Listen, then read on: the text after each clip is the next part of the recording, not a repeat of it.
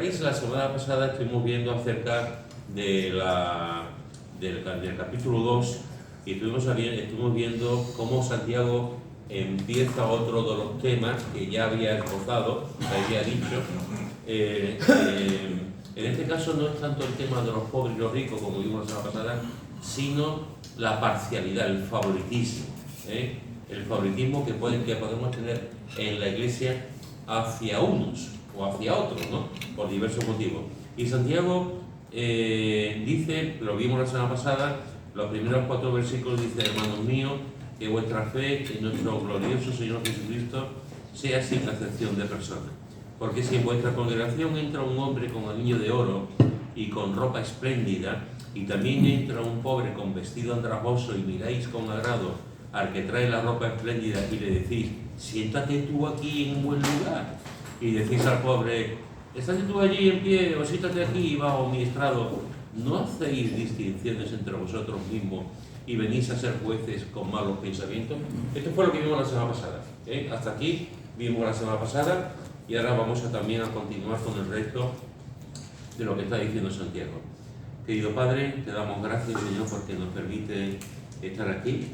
Gracias, Señor, porque podemos encontrarnos con tu palabra. Y te ruego, Señor, como siempre te pido, que tu Espíritu Santo, Señor, nos ayude, que nos ayude a entender tu palabra y, sobre todo, Señor, a vivir. En el nombre de Jesús. Amén. Bueno, fijaros que Santiago ha hecho una analogía, más que una analogía, una parábola, y en esa parábola estaba, como hemos visto, estaba hablando de que entra en una iglesia un rico y entra un pobre. Y Santiago está haciendo especial énfasis en cómo se reacciona, Y vimos que en este lugar, en este sitio, la iglesia reaccionó muy bien con el hombre rico, con la persona rica. Una ropa espléndida, como vimos también cuando habla de anillo, era un anillo lleno, el rico era que tenía un dedo completamente lleno de anillos, por lo cual realmente era una persona muy rica, y la iglesia se vuelca. En un momento allí, el pastor, el que preside, el hermano que lleva la reunión, siéntate aquí, todo el mundo muy contento porque ha entrado una persona con muchas posibilidades para la iglesia. Y también entra a la misma vez un pobre. Y la reacción de la iglesia es completamente diferente. No lo echan, evidentemente, porque si alguien echa a un pobre de una iglesia, no se puede llamar iglesia, no le dicen que se vaya afuera, pero no lo tratan de igual manera. Bueno, se puede usted sentar aquí o sentar allí, no le prestan la atención que le estaban dando al hermano rico. Esto es lo que comenta, lo que está diciendo Santiago con ese ejemplo que está dando. Y sigue con el tema, hablando de la parcialidad y hablando de las diferencias que hay entre el rico y el pobre. Y es interesante que él sigue con su manera pastoral de hablar, ¿no? Dice en el versículo 5: hermanos míos amados, oíd, ¿no ha elegido Dios a los pobres de este mundo para que sean ricos en fe y herederos del reino que ha prometido a los que le aman? Pero vosotros habéis afrentado al pobre. ¿No os oprimen los ricos y no son ellos los mismos que os arrastran a los tribunales? ¿No blasfeman ellos el buen nombre que fue invocado sobre vosotros? Y ahora que Santiago sigue hablando, ahora con más profundidad en un sentido, era puesto en una ilustración y ahora desarrolla más esa ilustración y sigue hablando, como he dicho antes, con su forma pastoral tan bonita, tan tierna, tan llena de sentido, ¿no? Hermanos míos amados, en el versículo 1 de este capítulo, hermanos míos, y ahora vuelvo a emplear otro término que también lo ha dicho en otras ocasiones y lo va a seguir diciendo también en el resto: hermanos míos. Ya no solamente dice aquí hermanos míos, sino dice hermanos míos amados. Me encanta. Hermanos míos amados. Y fijaros que el Santiago, que conoce a muchos de ellos, pero a otros no, que están por diversos sitios, están dispersos a causa del sufrimiento, de la tribulación, de la persecución que están teniendo. Él está diciendo, como pastor, dirigiéndose a ellos, les está hablando: hermanos míos amados. Como dije la semana pasada, no está por encima de ellos, No les dice yo soy Santiago, yo soy apóstol, yo soy el hermano de Jesús, yo estoy... No, hermanos míos, hermanos míos. Y además declara su amor hacia ellos. Declara su amor.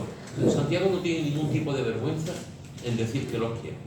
No tiene ningún tipo de pudor en ese sentido de decir a la gente allí, hermanos míos, amados, os quiero, os quiero. O sea, qué bonito es cuando alguien te dice que te quiero. Qué bonito es cuando alguien sin ningún tipo de malentendido, ningún tipo de cortedad, te dice te quiero. Que a veces, hermanos, pensamos que una persona a veces, por ejemplo, entre los hombres, ¿no? A veces entre los hombres todo el mundo puede decir, un hombre le dice a otro hombre te quiero, y lo escucha alguien y puede darle una... ¿Qué ocurre, no? ¿Qué pasa? ¿No? ¿Me he perdido algo, no? Pero es tan bonito, hay una historia de amor tan bonita en la escritura de dos hombres, como es el tema de Jonatán y David, tan bonita, tan edificante, tan limpia, de dos hombres que se querían, que se amaban, que se respetaban, que se apoyaban. Y cuando tú encuentras a alguien que te dice te quiero, te amo, ¿no? Eso es algo que te anima, te levanta el alma, te levanta el corazón, ¿no? Entonces, en este sentido, ojalá que los que estamos aquí nunca seamos cicateros, nunca seamos personas que nos dé vergüenza decirle a alguien te aprecio, te quiero, te amo, ¿no? Porque el efecto que puede tener esa palabra en ese hermano, en esa hermana, en esa persona que le va a decir te quiero, es un efecto que tú no sabes realmente calibrar, porque a veces simplemente decirle a una persona te quiero le va a marcar para mucho tiempo, le va a marcar incluso a veces para toda la vida, decirle a una persona te amo, te quiero. Aquí Santiago lo está diciendo sin ningún tipo al revés, está como alguien que está con ellos, que sabe sus luchas, que sabe sus problemas, y le dice amados, y no solamente le dice hermanos amados, sino le dice hoy, escuchadme con atención, escuchadme con atención. Yo sé que estáis muy mal, yo sé que estáis atribulados, yo sé que estáis sufriendo, yo sé que estáis yendo por diversas partes del imperio, de aquí, pero escuchadme, porque lo que estoy diciendo es muy importante, ¿no? Le está diciendo Santiago. ¿No ha elegido Dios a los pobres de este mundo para que sean ricos en fe y herederos del reino que ha prometido a los que le aman? Él les expresa su amor, él les expresa su intención de que le escucharle, prestar atención a lo que estoy escribiendo, y ahora Santiago está escribiendo y le dice y hace una primera pregunta, de las varias preguntas que hace en estos versículos que hemos leído. Hace tres preguntas concretamente. Y esta es la primera pregunta. Y él llama la atención a lo que parece que Dios ha elegido. Fijaros que dice, ¿no ha elegido Dios a los pobres de este mundo para que sean ricos en fe y herederos del reino que ha prometido a los que le aman? Parece dar la impresión, en una lectura así, en una lectura digamos superficial, una primera lectura, da la impresión de que como que Dios está a favor de los ricos, o sea, a favor de los pobres solamente, ¿no? Pero no ha elegido Dios a los pobres de este mundo. Tú lees esto y tú dices, ¿y dónde están los ricos en todo esto? O sea, parece como que Dios es parcial, parece como que Dios tiene sus favoritos también, y los favoritos de Dios son los pobres y los ricos no. Esa es una primera impresión. Parece ser que eso es lo que está diciendo. No ha elegido Dios a los pobres de este mundo para que sean ricos en fe y herederos. Pero si tú vas a la Biblia, tú verás que eso no es así. Cuando tú vas a la Biblia, tú verás que Dios ama profundamente a los pobres, pero Dios ama profundamente a los ricos. Es decir, porque Dios no ama lo que uno tiene, Dios ama la persona, lo que es la persona, independientemente de lo que la persona pueda poseer o no pueda poseer. Dios ama el corazón, la persona, el individuo, ¿no? Cuando tú vas a la Escritura, tú ves, y lo hemos visto también cuando estuvimos hablando hace ya un tiempo también sobre el tema de la pobreza, en Dios, en la Biblia, vemos a personas muy ricas que amaban profundamente al Señor. Abraham era una persona muy rica, muy rica. Y sin embargo, ¿hay alguien que haya amado más a Dios como podía serlo Abraham? ¿Hay alguien que haya estado dispuesto a matar a su propio hijo como lo hizo Abraham por amor al Señor? Job era una persona muy rica, tremendamente rica, el más rico de su época. de su tiempo. Sin embargo, era un hombre profundamente enamorado de Dios. Y a pesar de todas las cosas que le ocurrieron, sobre todo la muerte de sus hijos, él estaba en esa actitud de Dios, el Señor quitó, el Señor Dios, bendito sea el nombre de Dios, ¿no? Y era una persona que tenía de todo. Y con ese dinero que tenía, vemos también que él ayudaba a gente. Era una persona rica. Si tú vas a la Escritura, tú podrás ver también cómo hay otros hombres profundamente ricos, muy ricos, y Dios los amaba, y ellos amaban profundamente también al Señor. Filemón es otro ejemplo de una persona que también era rica. Es decir, lo que la Biblia nos dice es que Dios ama efectivamente a los pobres, pero no por eso significa que no ame a los ricos. No hay un favoritismo de parte de Dios hacia ninguna clase social, etc. Dios ama a las personas. Si la Biblia de alguna forma condena a los ricos, no es porque sean ricos. Cuando la Biblia condena a los ricos es porque los ricos han sido injustos, porque los ricos no han hecho las cosas adecuadamente con los demás, porque no han tenido misericordia hacia los pobres, porque son explotadores, etcétera, etcétera, etcétera. Pero no por el hecho en sí de que sean ricos, sino porque con el mal uso de su dinero han hecho mal y no han ayudado a otro tipo, a las personas. Con esto podríamos preguntarnos, ¿qué quiere decir entonces exactamente Santiago cuando habla de que Dios ha elegido a los pobres?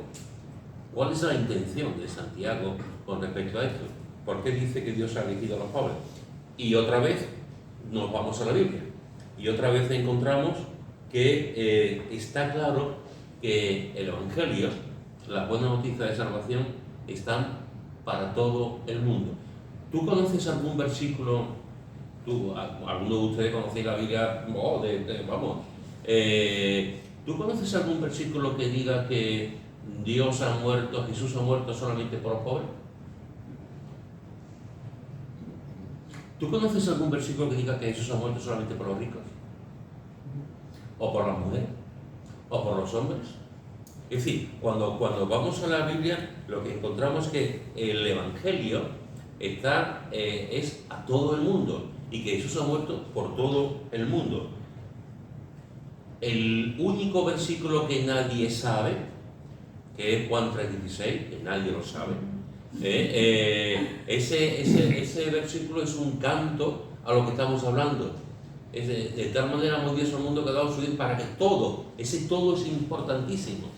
Ahí está todo el mundo, ahí se mete todo, hombres, mujeres, niños, personas mayores, pobres, ricos, de condiciones sociales diferentes, esclavos, libres, de todo. En ese todo, Jesús ha muerto, ha venido a morir por nosotros, ¿no? Y a proclamar ese evangelio a todos nosotros. En Lucas, en el capítulo 4, no cierres Santiago, quédate con Santiago.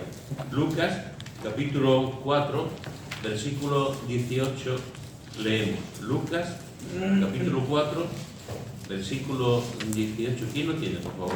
Lucas 4, 18. El Espíritu del Señor está sobre mí, por cuanto me ha ungido para dar buenas nuevas a los pobres. Me ha enviado a sanar a los quebrantados de corazón, a pregonar libertad a los cautivos y vista a los ciegos, a poner en libertad a los oprimidos. Muy bien. ¿Dónde se origina esto? ¿Por qué? ¿En qué momento se origina, dice Jesús? ¿Dónde se encuentra Jesús en este momento? En una sinagoga. En una sinagoga. Jesús está en una sinagoga en su pueblo, en Nazaret. Está en una sinagoga, el maestro de allí, de la sinagoga, le dice al rabino, a Jesús, que está presente, que se levante y lea un texto y comience un texto. Y Jesús se levanta. Es interesante esto, se levanta. Todo el mundo conoce a Jesús. Ha sido criado allí, todo el mundo lo conoce, como después vemos. Se levanta y coge un libro. El libro es de Isaías. Es interesante. Jesús coge el rollo, expande el rollo y empieza a leer el rollo de Isaías. Y dice Jesús, el Espíritu del Señor está sobre mí. Empieza a leer. Está bien. está citando a Isaías, pero se lo está aplicando a él. El Espíritu del Señor está sobre mí por cuanto me ha ungido, y fíjate lo que dice, para dar buenas nuevas a los pobres. Habla de los pobres, habla de los quebrantados de corazón, habla de los cautivos, habla de los ciegos, habla de los oprimidos. Y a todos ellos, dice, ha venido a predicar el año agradable del Señor. Y después enrolla el libro, cierra el libro y dice, esta escritura se ha cumplido en mí hoy. Y ya se lió. Allí ya aquello ya acabó. O sea, a todo muy bien. Seguramente aquí la gente que bien está hablando. Este es Jesús, este es el hijo, este es el carpintero. Que bien habla, ¿verdad? ¿Qué tal? ¿Dónde habrá estado? ¿Quién habrá sido su maestro? Y tal. Pero ya cuando digo, esto se ha cumplido en mí, ya se lió. Ya se lió y aquello, en fin, estuvieron a punto también de acabar con él, de matarlo. Pero Jesús está hablando aquí de que una de las cosas que decía Isaías y que está diciendo él es que el Espíritu de Dios ha venido, entre otras cosas, para dar buenas nuevas a los pobres. Buenas nuevas a los pobres.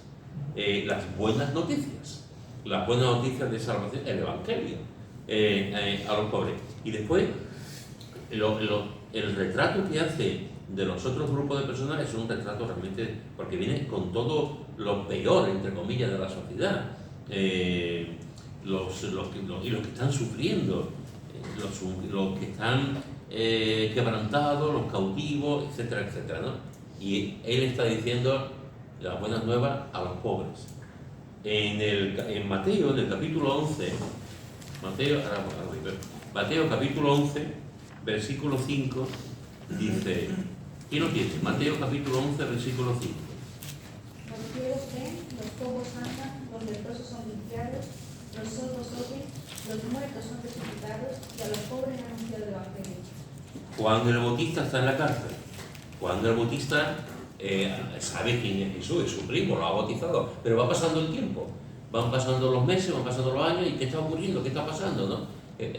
A Juan le queda un poquito para que lo maten, y Juan está diciendo, bueno, yo sé que era, pero yo estoy aquí y todavía no he visto nada, y manda a algunos a que le pregunten a Jesús, a que hable con Jesús, y Jesús les responde y le dice, decidle a Juan el Bautista que los ciegos ven, decirle que los cojos andan, decirle que los leprosos son limpiados, decirle que los sordos oyen, decirle que los muertos son resucitados y decirle a Juan el Bautista que a los pobres es anunciado el Evangelio.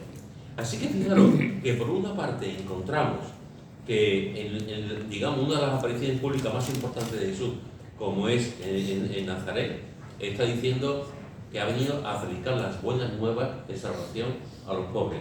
Y aquí, ante su primo Juan el Bautista, el hombre está diciendo, ¿cuándo va a ocurrir realmente? ¿Cuándo va a pasar? Que la gente pueda creer, que haya un avivamiento. ¿Cuándo va a ocurrir? Juan y Jesús tranquilamente no le replica, no le dice, tú no tienes fe, sino simplemente dice, decirle que está pasando esto y que se está predicando también a los pobres. ¿Qué ves tú, Pepe? En lo de Isaías, ¿esos pobres son pobres económicos o pobres ¿Qué pensáis? Ambos. Realmente en ese texto está hablando más de pobreza económica que de otra cosa. Pero también se emplea para la pobreza. De hecho, ¿cuál es la primera bienaventuranza que Jesús da en el Sermón de los Montes? Los pobres en espíritu. Los pobres, no es porque los pobres, sino ahí no está hablando efectivamente de pobres materialmente, sino de pobres en espíritu en el sentido de que son los que más están deseando conocer a Dios y los que más se pueden abrir a la experiencia de salvación. Pero cuando estamos hablando en este caso de los pobres, por supuesto a los pobres en el espíritu que están deseando tener un encuentro con Dios y su esperanza solamente es Dios, pero está hablando de los pobres también de dinero. Los pobres que no tienen nada, los pobres que son, como vimos también la semana pasada, pobres que no tienen absolutamente dónde caerse muerto, como popularmente podemos hablar, ¿no? Es decir, gente muy necesitada. Y a esa gente muy necesitada, a esa gente que no tiene un recurso económico como los ricos, que no tienen nada material, a esa gente también Jesús ha venido a predicar las buenas noticias de salvación. Es decir, que la salvación es para todo aquel que cree, para todo el mundo. Entonces, una vez más, ¿qué quiere decir Santiago? ¿Qué quiere decir Santiago con esta frase? Pues, una vez más, nos vamos a la Biblia. Ya hemos visto algunas cosas, pero mirad lo que dice en 1 Corintios, capítulo 1, 25 al 29. 1 Corintios, capítulo 1, 25 al 29. Quien lo tenga lo puede leer.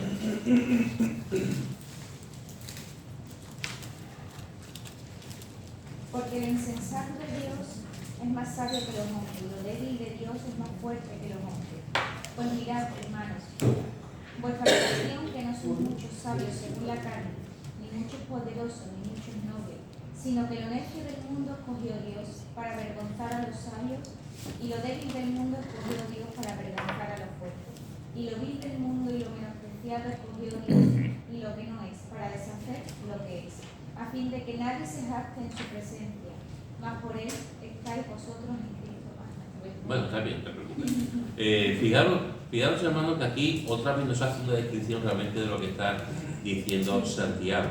Fijaros que aquí nos está diciendo, y esto es muy interesante también, igual que es interesante los grupos que vemos que Jesús dice, haciendo referencia a la profecía de Isaías, aquí está hablando de lo insensato, está hablando de lo débil, está hablando de lo necio, está hablando otra vez de lo débil, está hablando de lo menospreciado, está hablando de los don nadie. De los don nadie. Yo conozco un pintor, no sé si Lara también, conozco un pintor creyente que es, bueno, es un pintor, tiene cuadros, ha hecho exposiciones. En Osuna se hizo una exposición hace años en una sala allí en Osuna, de tipo evangelístico también, y él tiene una exposición, de las muchas que tiene, una exposición que se llama Los don nadie. Los don nadie, y son cuadros que hablan de personas que aparentemente no tienen ninguna importancia, no son importantes, los don nadie. La vida está llena de don nadies, humanamente hablando. La vida está llena de don nadie, gente que están ahí, que ni chicha ni limonada, que no se les nota, que no se les ve, que no hacen nada, que van a vivir y van a morir. Y dicen, ¿qué han dejado? ¿Qué han hecho? ¿Quién los recuerda? Los don nadie. Hay mucha gente tristemente así, los don nadie. Pero a los ojos de Dios, los don nadie son muy importantes. Muy importantes. En la aritmética de Dios, Dios hace las cosas completamente diferentes a como yo lo haría. Si yo quisiera alguien en la obra de Dios, yo llamaría a los más talentosos, yo llamaría a los que tienen mejores notas en todo, yo llamaría a los más inteligentes, yo llamaría a los más eruditos, yo llamaría a los que hablan más idiomas, yo llamaría a todo el mundo, menos a Pablo, pero eso no. Entonces yo llamaría a los número uno. El Señor no. Claro, es normal que el Señor no soy yo. El Señor no. El Señor lo hace completamente diferente. No, yo no voy a llamar a los número uno. Yo no voy a llamar a los más talentosos, a los más importantes. No. Yo voy a llamar a los don nadie. Me encanta. Porque yo voy a usar los don nadie y voy a ser glorificado con los don nadie, para que vean que el poder no está en ellos, no está en los hombres, sino que el poder está en mí. Lo menospreciado, lo vil, lo más bajo, ha sido lo que ha escogido el Señor para predicar el Evangelio, para predicar su palabra. Esto es lo que vemos aquí, esto es lo que encontramos aquí. Lo más débil, lo peor, en el sentido humano, ha usado Dios para dar lo mejor, para compartir, para predicar el Evangelio. Dice un comentarista, hablando de esto, la elección divina no significa que todos los pobres serán salvos, pero sí asegura que la pobreza no los coloca en una desventaja espiritual en comparación con el rico. Los pobres están en mejor posición que el rico para comprender el propósito salvífico de Dios y ser así atraídos a Él. Fijaros que dice una cosa aquí importante. Dice, los pobres están en mejor posición que el rico para comprender el propósito salvífico de Dios y ser atraídos por Él. Pregunto, ¿puede un hombre comprender mejor el Evangelio que un rico? ¿Puede un pobre comprender mejor el Evangelio que un rico. Y si es así, si un pobre puede entender mejor el Evangelio que un rico, si es así, ¿por qué? Yo creo que el pobre se afana a algo y cuando ve la esperanza que Dios le da a través de la Escritura, se humilla y reconoce su pobreza, su necesidad de amar a Dios. Y el rico es soberbio y entonces cree que no necesita a nadie para que lo pueda salvar, que él, su riqueza lo tiene todo. Muy bien, buen argumento. ¿Alguien más? Muy bien, yo creo que estamos todos de acuerdo. Yo creo que estamos todos de acuerdo. Normalmente, hermanos, ¿en qué basa su esperanza, su vida el rico? En lo que tiene. El pobre, ¿qué es lo que tiene?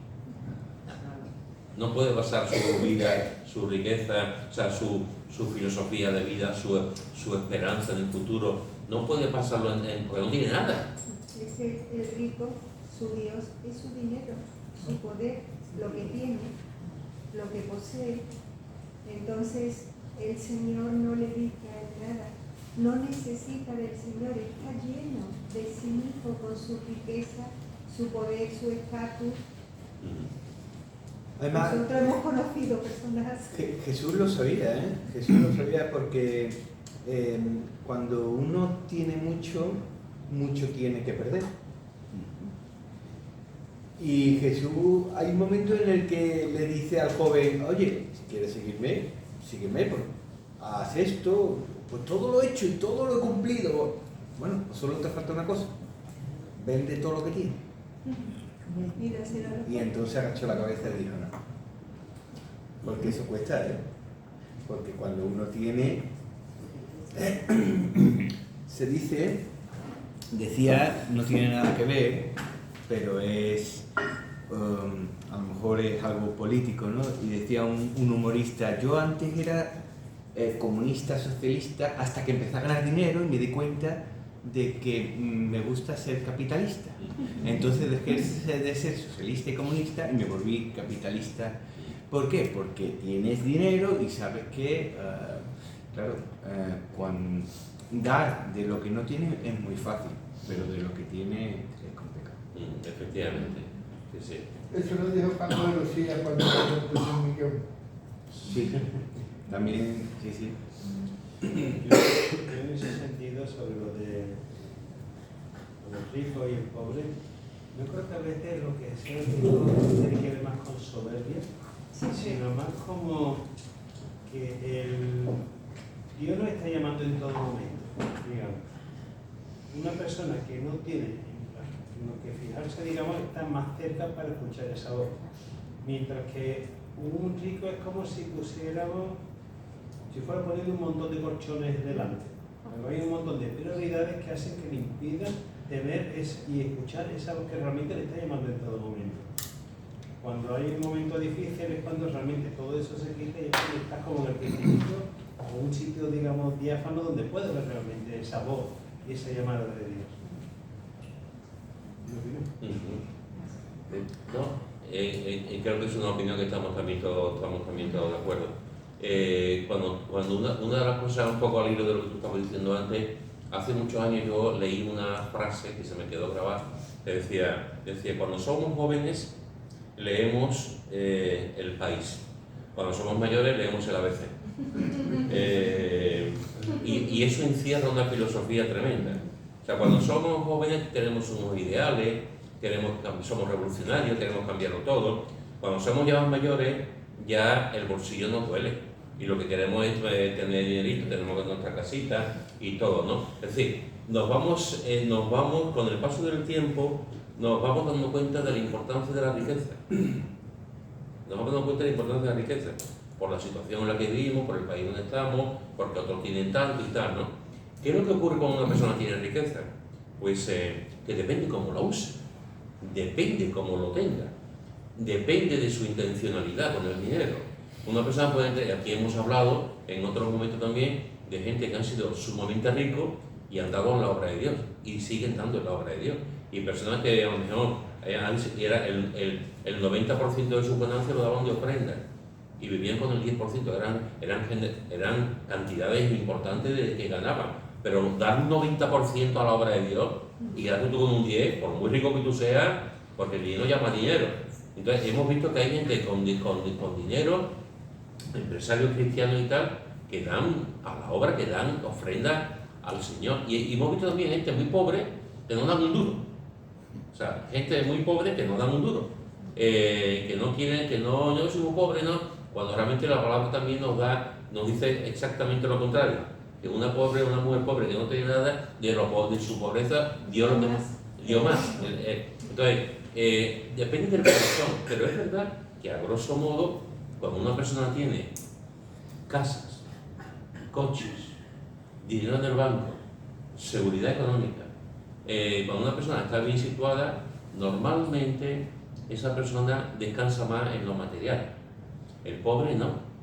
El pobre no tiene coches, no tiene dinero del banco, no tiene muchas expectativas. Entonces, de alguna forma, esa persona, de alguna manera, digamos, su esperanza y su fe se depositan más en el Señor simplemente por necesidad, porque es que no tiene nada. Y el Señor cambia la vida de la persona, arregla la vida de la persona.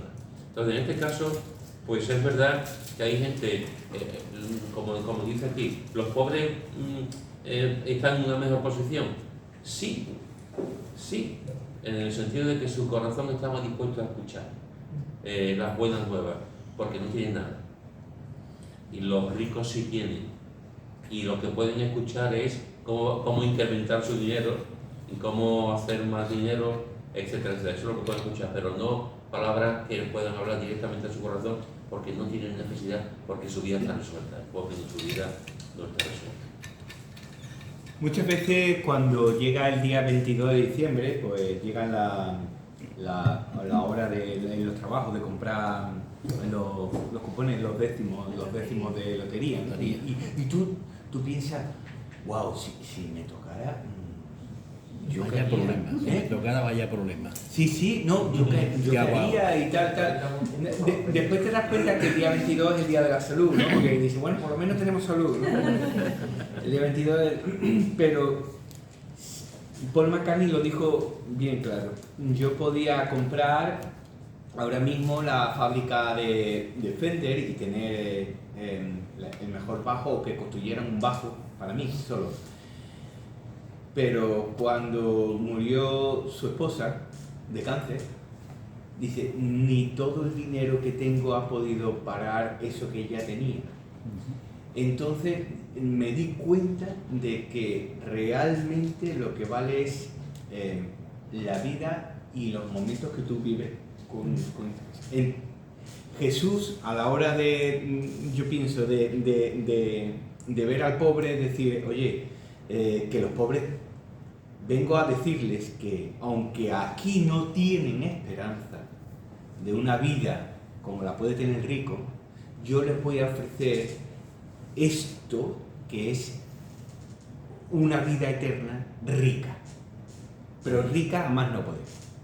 Entonces por eso dice, yo pienso más en los ricos, y también habla de qué difícil es que entre un rico en el reino de los cielos. ¿Por qué? Porque, como decía nuestro hermano, ¿no? Es que está fijándose, tiene tantas cosas en las que fijarse que no se fija en creer en... Con el tiempo que le dedica a su trabajo, a generar la riqueza.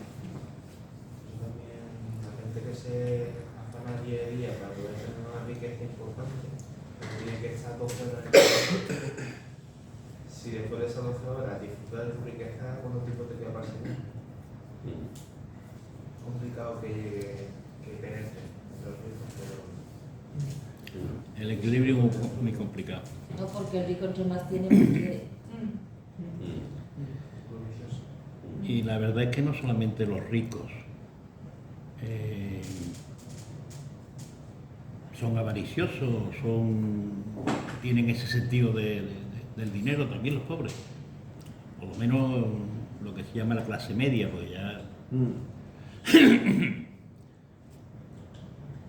hay veces que tenemos la posibilidad de decir, con 50 años, por ejemplo, decir, bueno, pues me queda poco para la jubilación, voy a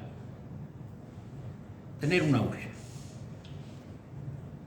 En la empresa donde tú estás, en el banco, por ejemplo, tú tienes la posibilidad de pedir un anticipo sobre sueldo para comprar unas acciones de un banco que es lo más estable del mundo. Ni suben ni bajan las acciones, pero te dan un dividendo. Y tú dices, bueno, pues yo voy a emplear 15.000 euros, por ejemplo. Pido un anticipo de 15.000 euros, que yo voy pagando todos los meses poquito a poco, durante 5 años, sin intereses además. Y tengo eso ahí para cuando el día que me jubile, pues mira, eso más lo que me haya dado, más lo que está igual, pues mira, tengo un dinerito ahí. Pero necio de ti, porque en un momento dado, ese banco puede desaparecer, como desapareció, vamos. Y todas esas acciones se perdieron, y todo ese dinero se perdió. Ese dinero más las ampliaciones que hubo, más esto. ¿Y qué te quedó cuando llegó la jubilación de eso? Cero. Nada en absoluto. Entonces tienes que darte cuenta de que no depende de lo que nosotros echemos en la hucha. Dependemos de Dios. Después el Señor te favorece de otra manera cuando te das cuenta de que estás haciendo el vaina, de que estás haciendo estupideces. No, depende del Señor. No te pongas en tu fuerza, porque en tu fuerza ninguna. Y así es la cosa. No solamente la riqueza, no, sino hace falta ser Elon Musk ni ninguna cosa de esa, no hace falta. Cualquier persona que tenga un trabajito, que tenga una cosita, dice, bueno, pues yo voy a haciendo esto, voy a invertir, La inversión es especulación, y la especulación significa de que para que uno gane pierde otro. Hasta que no te das cuenta de eso, no te das cuenta de lo que estás haciendo. Es interesante porque también, uniendo un poco ese argumento que está diciendo Fernando, una de las cosas que pasa en la sociedad en la que vivimos, sobre todo en la que conocemos nosotros como España, o la sociedad capitalista por regla general, pero aquí tenemos todo el mundo que se quiere jubilar. En España todo el mundo se quiere jubilar. Y tú tienes 40, 50 años y dices, ya me queda poco para jubilarme.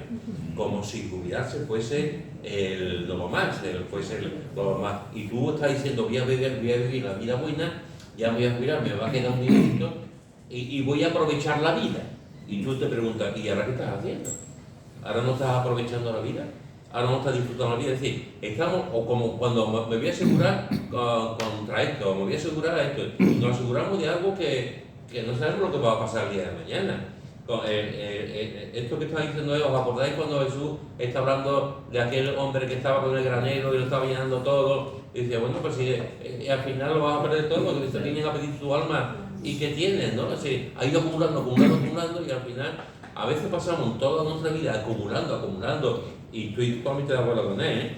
No hace falta que seamos ricos. Hay personas que no, un suertecito y tal, y acumulando para el día de mañana. La Biblia dice, el pan nuestro de cada día, dánoslo hoy. El afán y la ansiedad no entran en nuestras vidas, aunque desgraciadamente entran.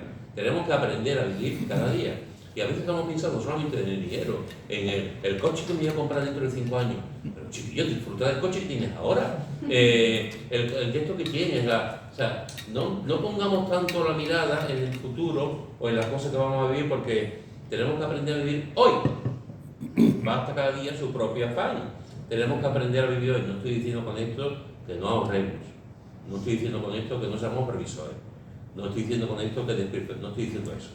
Lo que estoy diciendo es que sepamos dónde poner la vista. Como Jesús decía, no podéis servir a Dios y a las riquezas, pero tenemos que tener la idea clara en ese sentido. Y Santiago, cuando está hablando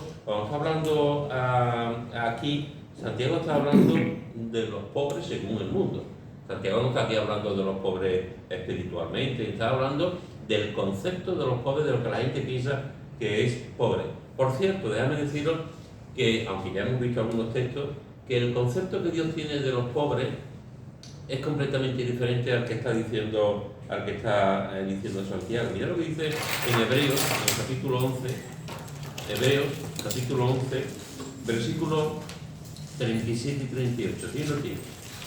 Hebreos, capítulo 11, versículos 37 y 38.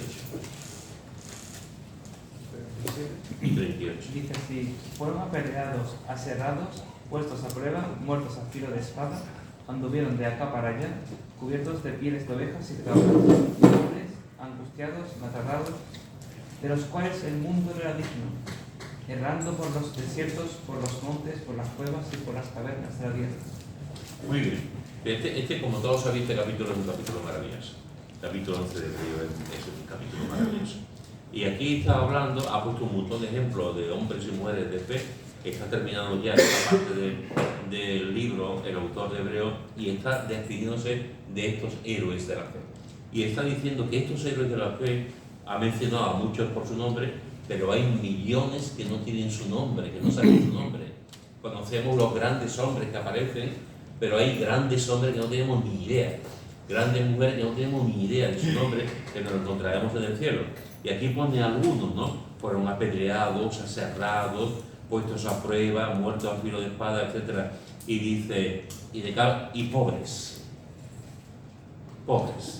angustiados, maltratados, etc. Pobres. Y es interesante porque dentro de este grupo de personas que está hablando el autor de Hebreo, héroes que no conocemos, que no sabemos su nombre y apellido, que no sabemos nada acerca de ellos, está diciendo algo que realmente es tremendo, de los cuales el mundo no era digno.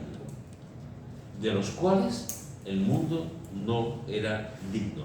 Con lo cual, el autor de Hebreos está diciendo algo importante.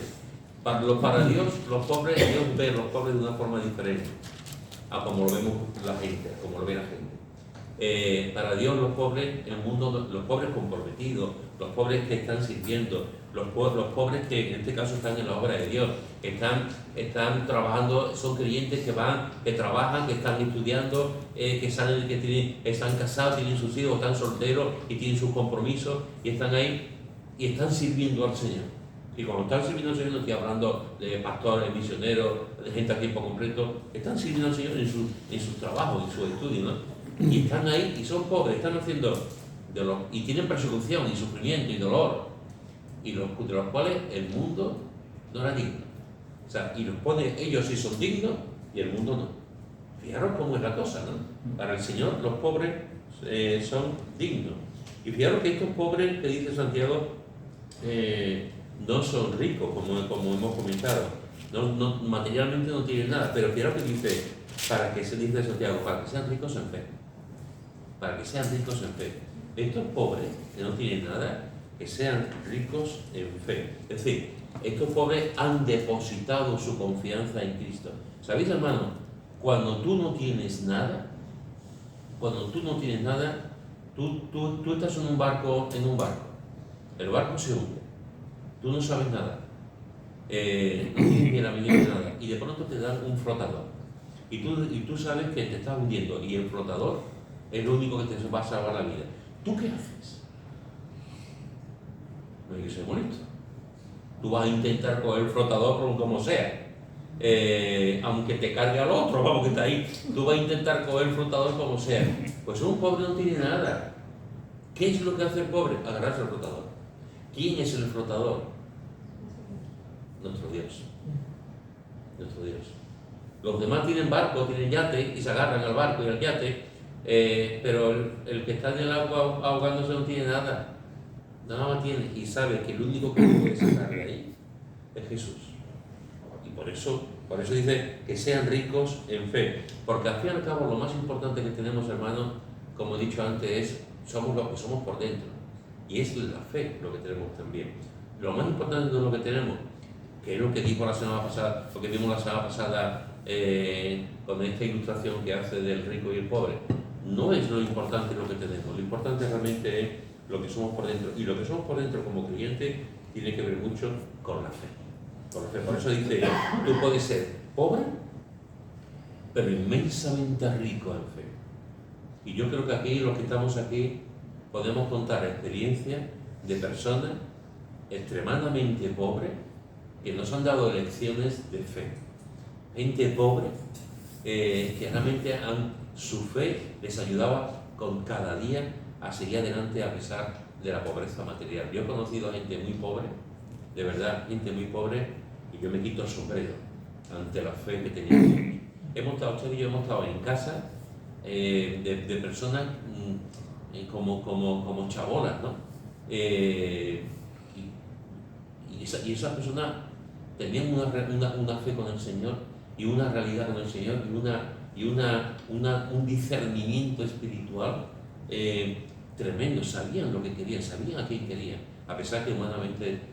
Y una de las cosas que me he dado cuenta también es que personas que son pobres, que conocen al Señor y son fieles al Señor, yo no he conocido a ningún pobre que haya pasado hambre.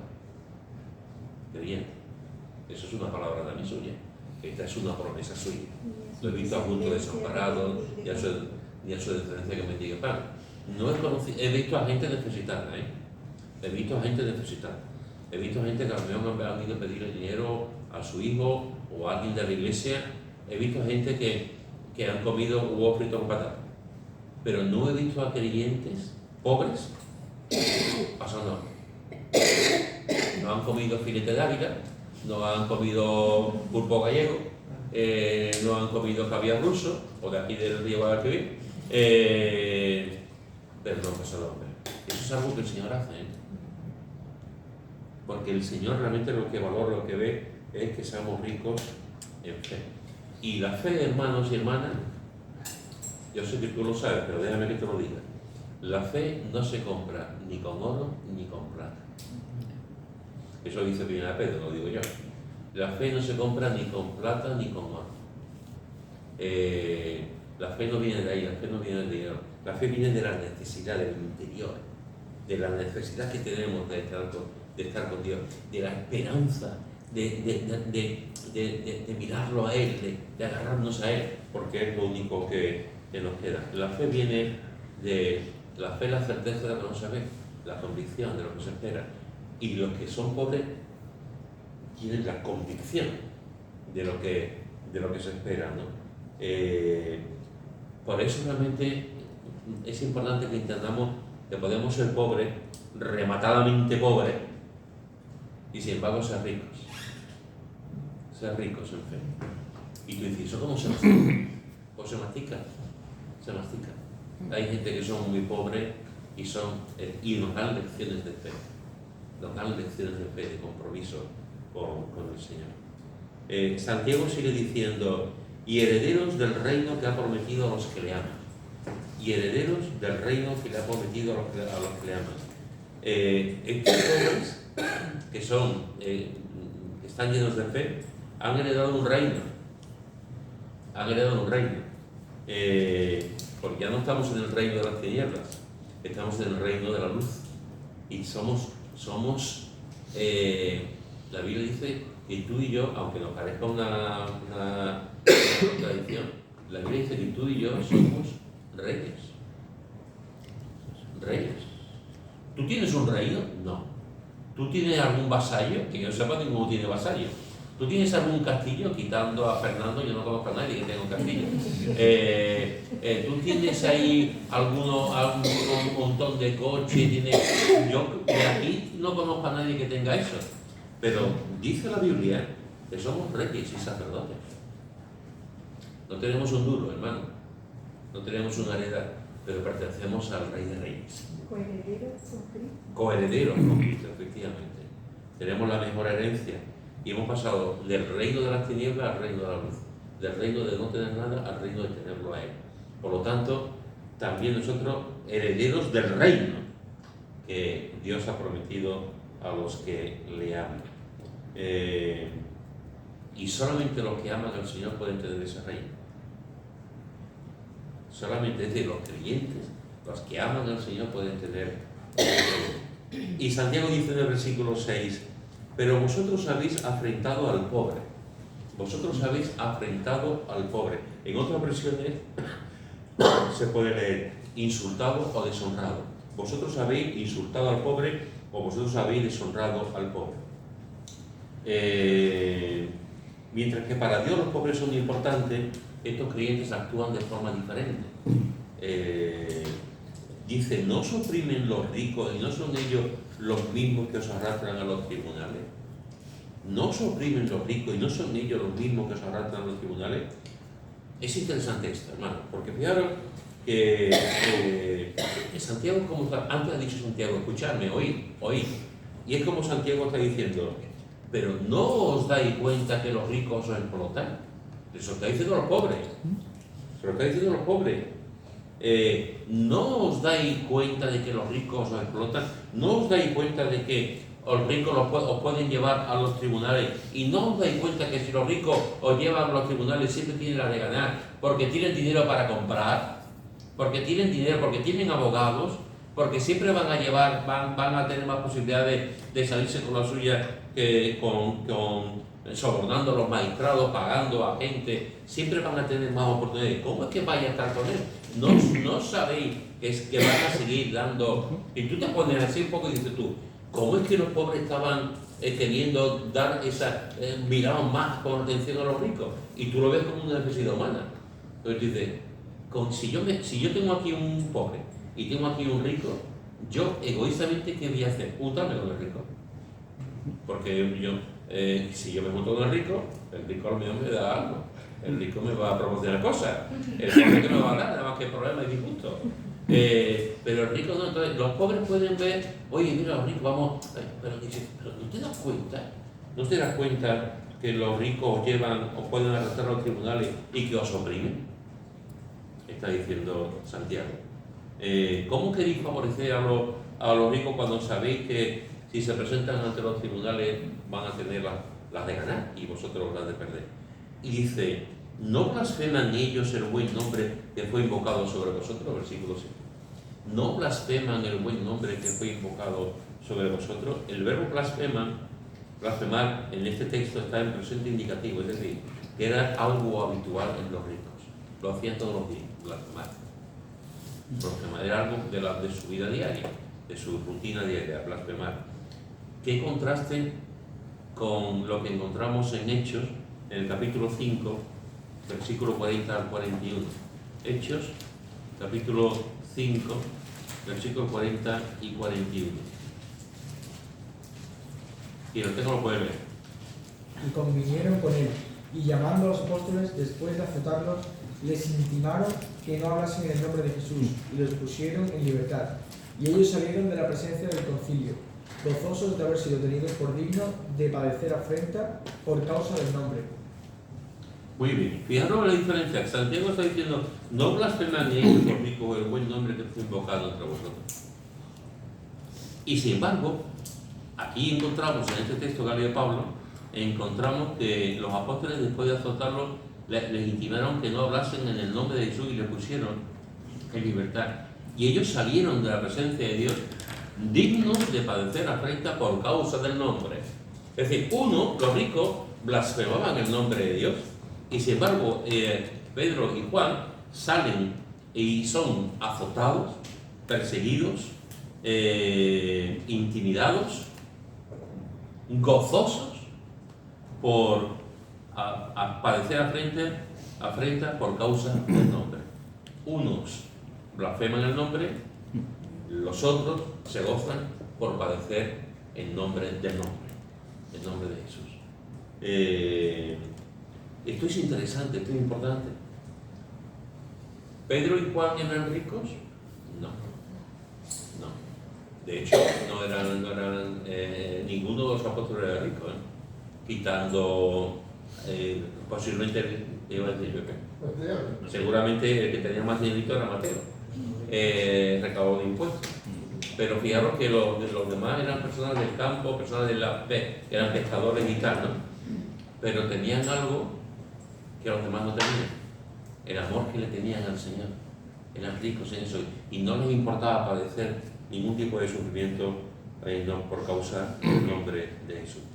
Santiago, hermanos y hermanas, en esta tarde lo que nos está volviendo a decir, lo que nos está recordando es que nos sigue llamando la atención sobre el tema del favoritismo.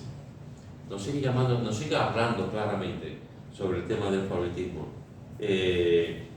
Tanto a nivel congregacional, iglesia, como a nivel individual, debemos de practicar lo que la Biblia nos enseña acerca de no hacer acepción de personas. No debemos hacer, la semana pasada puse algunos ejemplos, no debemos de hacer acepción de personas. Ojalá que a ninguno de nosotros nos diga, es que yo por ser pobre no me hablaste, o es que yo por ser negro no te dirigiste a mí, o es que yo por ser por no tener esta apariencia física no hablas conmigo ni me dices nada, ¿no? O porque no tengo cultura, ¿no?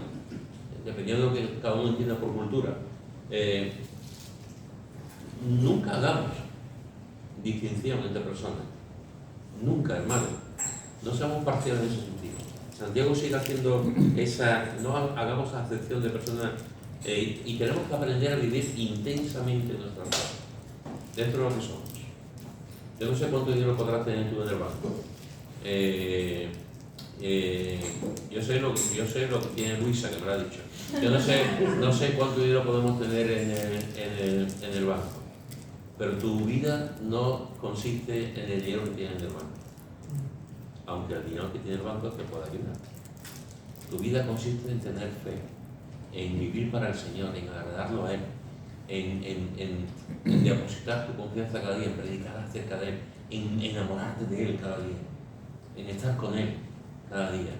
El Señor te va a ayudar, el Señor te va a ayudar cada día en tu vida. Pero si tú piensas que por tener un mayor rango, por tener un mayor dinero, por tener 2 coches, por tener tantas cosas, tu vida va a ser más feliz, te aseguro que no.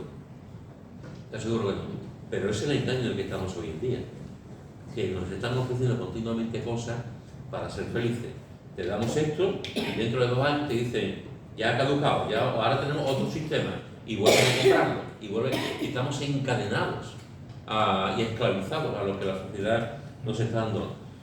No, la auténtica riqueza, hermano, es aquella, la fe, es lo que dice Santiago, la fe que tenemos en Cristo.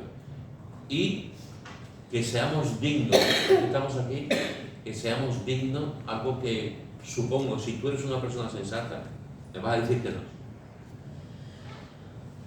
Pero que seamos dignos de ser afrentados por su nombre. Que seamos dignos de padecer persecución por su nombre. Por eso te digo que si hay 2 personas, ¿a quién le gusta ser perseguido, hermano? A nadie. ¿A quién le gusta que le torturen? A nadie. ¿A quién le gusta que le echen de trabajo? A nadie. Pero si nos ocurre, porque somos cristianos, si nos ocurre, estemos gozosos y dignos de padecer por el nombre de Jesús. Como hemos visto en todos estos ejemplos, como tantos cristianos en Nigeria, en tantos sitios, siguen viviendo. Que le demos gracias al Señor y gozarnos porque estamos sufriendo por su nombre. Así que todo esto es lo que está diciendo Santiago en su relato, en su enseñanza, más cosas que veremos la semana que viene. Pero lo que estamos viendo hoy es importante, es muy importante. Pensemos en ello, analicemos ello y veamos realmente, hermanos, que lo más importante que tenemos es la fe y no la riqueza. Amén. Amén. Un último comentario.